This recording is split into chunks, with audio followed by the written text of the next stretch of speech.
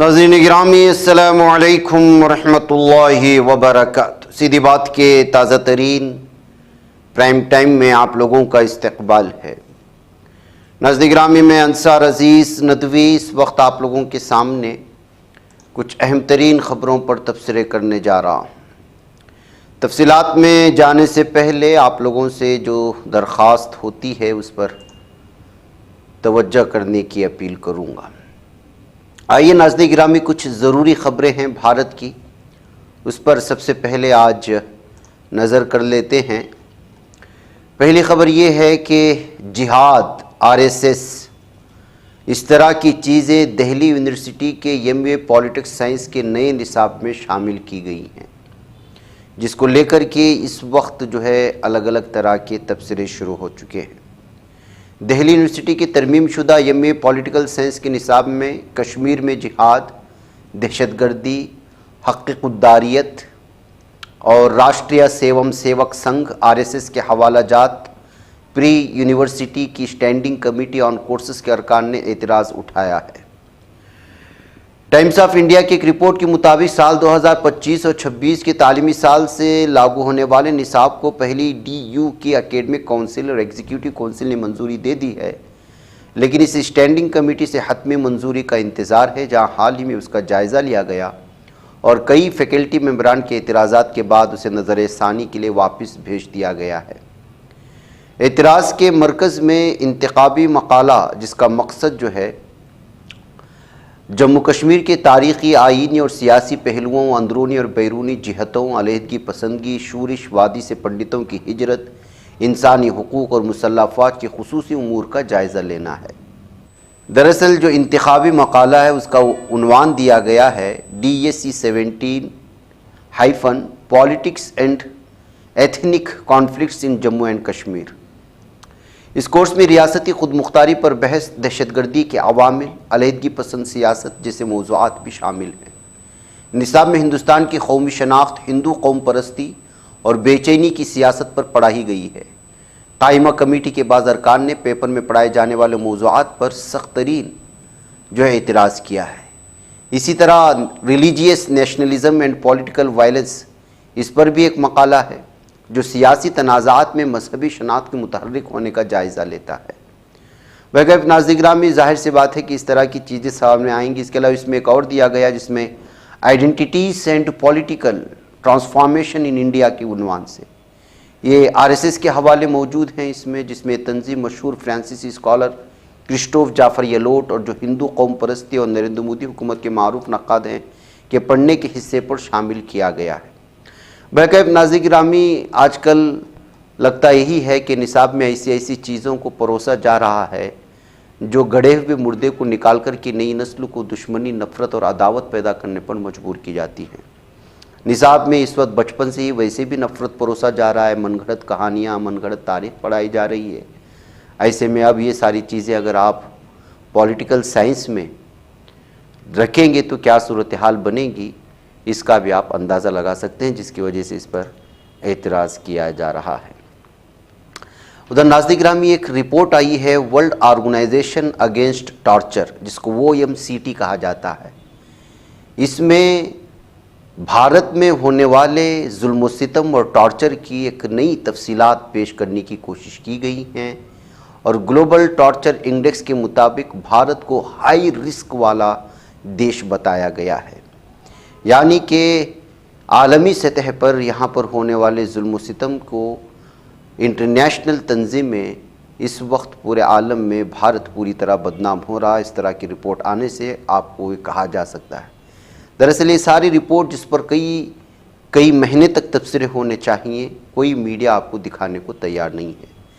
تشدد مخالف تنظیموں کے عالمی اتحاد کی حالیہ رپورٹ نے شدید مار پیٹ، جبری اعتراف، حراستی موت کے متواتر واقعات، خاص طور پر پسماندہ برادریوں کو نشانہ بنانے کے واقعات کا حوالہ دیتے ہوئے گلوبل ٹارچر انڈیکس میں بھارت کو ایک ہائی رسک ملک کے طور پر درجہ بندی کیا گیا ہے۔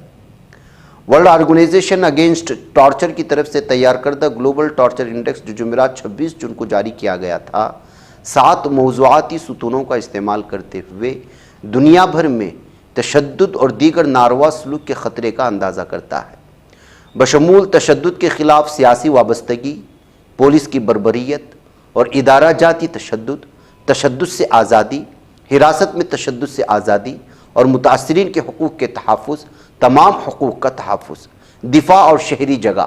یہ انڈیکس NIA اور CBI جیسی ایجنسیوں کے ذریعے UAPA جیسے قوانین کے معمول کے غلط استعمال، غیر سرکاری حراستی مقامات کا استعمال، جیلوں میں زیادہ بھیڑ، بڑے پیمانے پر امتیازی سلوک، خاص طور پر پسماندہ گروپوں اور انسانی حقوق کے محافظوں کے خلاف، جبکہ قومی انسانی حقوق کمیشن کو ان ناکامیوں سے نمٹنے کے لیے تنقید کا نشانہ بنایا گیا ہے۔ رپورٹ میں روشنی ڈالی گئی ہے کہ 2024 میں نیشنل ہیومن رائٹس کمیشن نے 2739 حراستی اموات ریکارڈ کی ہیں۔ حراستی اموات یعنی کہ جو ہے جیل میں جن کی موت ہوئی ہیں، جبرن یا مار کر کے یا تشدد کر کے، جس کے بعد 2023 میں تقریباً 2400 ایسی اموات درج ہوئی۔ پھر 2022 میں مبینہ طور پر 1995 قید عدالتی حراست میں ہلاک ہونے کی رپورٹ آئی، جن میں 159 غیر قانونی موت بھی شامل تھی۔ 2018 کے بعد سے کم از کم 61 انسانی حقوق کے محافظوں کو UAPA کے تحت حراست میں لیا گیا، جو انسانی حقوق کی بات کرتے ہیں، اس پر لکھتے ہیں، بشمول پروفیسر GN سائی بابا جو شدید معذوری کے باوجود جیل میں بند تھے اور بعد میں حراست میں انتقال کر گئے، اور صحافی صدیق کپن جنہیں ذات پات کی بنیاد پر تشدد کی تحقیقات کے لیے 2 سال تک قید رکھا گیا۔ گلوبل ٹارچر انڈیکس ممالک کو 5 خطرات کے زمروں میں درجہ بندی کرتا ہے: کم، اعتدال پسند، قابل غور، اعلیٰ اور بہت زیادہ۔ یہ درجہ بندی ان کے تشدد اور ناروا سلوک کی بنیاد پر کی جاتی ہے۔ روس، چین اور مشرق وسطیٰ اور وسطی ایشیا کے کچھ حصے بہت زیادہ خطرے کے زمرے میں آتے ہیں، جبکہ ہندوستان ایشیا، افریقہ اور لاطینی امریکہ کے کئی ممالک کے ساتھ ہائی رسک کے زمرے میں آتا ہے۔ اس کے برعکس مضبوط قانونی فریم ورک، ادارہ جاتی تحفظات اور جواب دہی کے طریقہ کار کی وجہ سے یورپ، شمالی امریکہ اور اوشیانہ کو بڑے پیمانے پر کم خطرہ والے علاقے تصور کیا جاتا ہے۔ مطلب یہ ہے کہ ہمارا ملک ہندوستان اس وقت ہائی رسک والے معاملے میں آ گیا ہے۔ اس سلسلے میں اس میں قید میں مار پیٹ ہو کر کے قتل کر دینا یا مار دینا یا جبرن یا جھوٹی کہانیاں بنا کر کے قید میں رکھنا اور قید بلا وجہ رکھنا اور ان پر تشدد کرنا اور اس کی وجہ سے اموات ہونا، یہ ساری چیزیں اس میں شامل ہیں۔ تو ناظرین گرامی، کتنی بڑی یہ رپورٹ ہے، لیکن آپ اندازہ لگائیں جس پر بحث ہونی چاہیے وہ خبر کوئی چھاپنے کو بھی تیار نہیں ہے۔ ناظرین گرامی، یوپی میں محرم سے قبل سخت اقدامات کیے جا رہے ہیں۔ سنبل میں 900 افراد کو جو ہے پابند کیا گیا ہے، یعنی کہ جیسے نظر بند ہوتا ہے۔ میرٹھ زون میں ڈرون نگرانی اور پولیس کی بھاری تعیناتی بھی کیے جانے کی خبریں آ رہی ہیں۔ ضلعی مجسٹریٹ راجندر پنسیا نے واضح کیا ہے کہ کارروائی ضابطۂ فوجداری ہند BNSS کی دفعہ 163 کے تحت کی جا رہی ہے۔ اس دفعہ کے تحت کسی علاقے میں امن و امان کے ممکنہ بگاڑ یا خطرے کے پیش نظر مجسٹریٹ ایسے افراد کو پابند کر سکتے ہیں جن کے بارے میں اندیشہ ہو کہ وہ کسی گڑبڑی کا سبب بن سکتے ہیں۔ DMK کے مطابق اگر کوئی شخص ماحول خراب کرنے یا فرقہ وارانہ ہم آہنگی متاثر کرنے کی کوشش کرتا ہوا پایا گیا تو اس پر سخت کارروائی کی جائے گی اور اس کے ضمانتی مچلکے ضبط کیے جائیں گے۔ یہ ضمانتی رقم 1 لاکھ سے 5 لاکھ روپے تک ہو سکتی ہے، جس کا تعین متعلقہ سب ڈویژنل مجسٹریٹ سابقہ ریکارڈ اور خطرے کی نوعیت کو دیکھتے ہوئے کرتا ہے۔ تو ظاہر سی بات ہے ناظرین گرامی، اس وقت جو ہے کانوڑیے بھی چل رہے ہیں، مختلف قسم کے تہوار بھی ہو رہے ہیں، محرم کی جلسے و جلوس بھی ہوں گے۔ ایسی صورتحال میں یوپی کے مختلف علاقوں میں اس وقت سخت نگرانی رکھنے کی کوششیں ہو رہی ہیں۔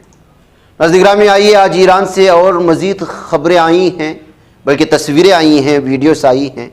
آپ کو بتا دوں کہ لگ بھگ جو ہے آج بھی کئی سائنسدانوں کو جن کو ٹارگٹ کلنگ کیا گیا تھا ظالم اسرائیل کی جانب سے، اور 60 فوجی کمانڈروں اور ایٹمی سائنسدانوں کی سرکاری تدفین آج ہوئی ہے۔ آپ اندازہ لگا سکتے ہیں، 60 فوجی کمانڈروں کو قتل کیا ہے 12 روزہ جنگ کے دوران۔ اسرائیلی حملوں میں یہ لوگ مارے گئے تھے۔ سرکاری ٹی وی نے تہران میں منعقدہ جلوس کی تصاویر نشر کی ہیں جن میں ایرانی پرچم، مقتولین کی تصاویر اٹھائے ہجوم کو دیکھا گیا ہے۔ جنازے اور تدفین کا انعقاد ایسے وقت ہو رہا ہے جب ایران اور اسرائیل کے درمیان جنگ بندی کا آج 4واں روز ہے۔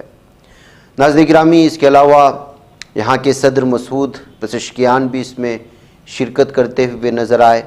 ان کی یہ تصویریں بھی سامنے آئی ہیں اور ان کی یہ ویڈیو بھی، تو وہیں پر تہران یونیورسٹی کے طلباء و طالبات نے بھی پوری طرح سے خراج عقیدت پیش کرتے ہوئے اپنے طرز سے نظر آئے، اور پھر یوں سمجھے کہ آج تہران میں کہیں تل دھرنے کو جگہ نہیں تھی۔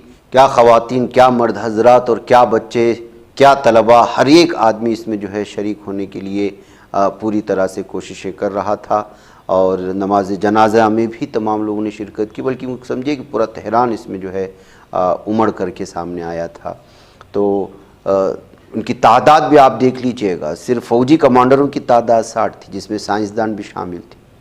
تو کس طرح سے جو ہے یہ بڑا نقصان ہے ایران کو، اس کا آپ اندازہ تو لگا ہی سکتے ہیں، اور پھر جس طرح سے انہوں نے جو ہے اتنا کچھ نقصان ہونے کے باوجود اسرائیل کو گھٹنوں پر لایا ہے، یہ بھی بہت بڑی بات ہے۔ ناظرین گرامی، کیا کچھ ہو رہا ہے، دیکھیے ایک اور بہت ہی خطرناک جو ہے خبر سامنے آ رہی ہے۔ میرٹھ میں ایک خاتون نے اپنے عاشق کے لیے اپنے شوہر کو کس طرح سے قتل کر کے ڈرم میں بند کر دیا تھا، سیمنٹ میں، آپ جانتے ہیں میرٹھ کا واقعہ تھا۔ اب جو ہے لدھیانہ سے بھی ایک خبر آ رہی ہے کہ بلو ڈرم میں ایک سڑی ہوئی لاش ملی ہے، جس سے بدبو آنے کی وجہ سے جو ہے وہ اس وقت یہ باڈی فاؤنڈ ہوئی ہے۔ اب پتہ نہیں کس نے مارا ہے، کیا مارا ہے، لیکن اس کے جسم پر اس طرح کے مارنے کی کوئی یہ تو سمجھ میں نہیں آ رہا، لگتا ہے کہ گلا دبا کر مار کر کے اس کو جو ہے اس میں بند کر دیا گیا تھا۔ پولیس اس کو جو ہے لے کر کے پوری طرح سے جو ہے چھان بین کر رہی کہ کس کی لاش ہے، کیا صورتحال ہے۔ اس سے آپ اندازہ لگا سکتے ہیں ناظرین گرامی کہ ایسا محسوس ہوتا ہے کہ ظلم و ستم اور جرائم بھارت میں اس قدر بڑھتے چلے جا رہے ہیں، اور اس طرح کے جرائم میں لگاتار اضافہ ہو رہا ہے۔